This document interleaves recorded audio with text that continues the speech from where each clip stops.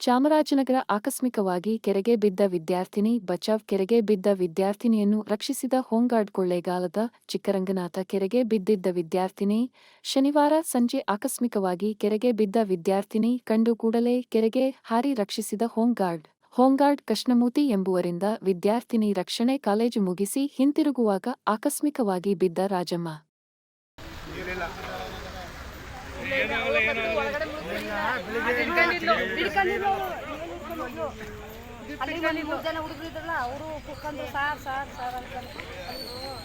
ಅಲ್ಲಿ ಏನು ಗ್ರಿಪ್ಪೇ ಸಿಗ್ತಾ ಇಲ್ವಲ್ಲ ಹಿಡ್ಕೊಳಕ್ಕೆ ಅವ್ರ ಮೇಲ್ ಏನಾಗಲ್ಲ ಗಾಬರಿ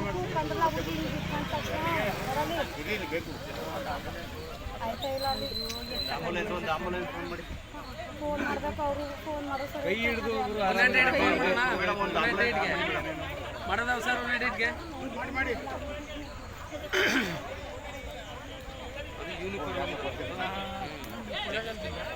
ಫೋನ್ ಬಿದ್ದೈತೆ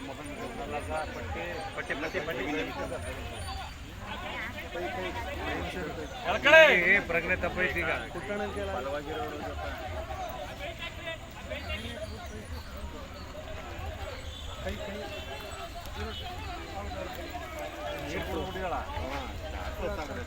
ಸರ್ ಅದೇನು ಅರ್ಧ ನಿಮಿಷನೂ ಬೇಕಿಲ್ಲ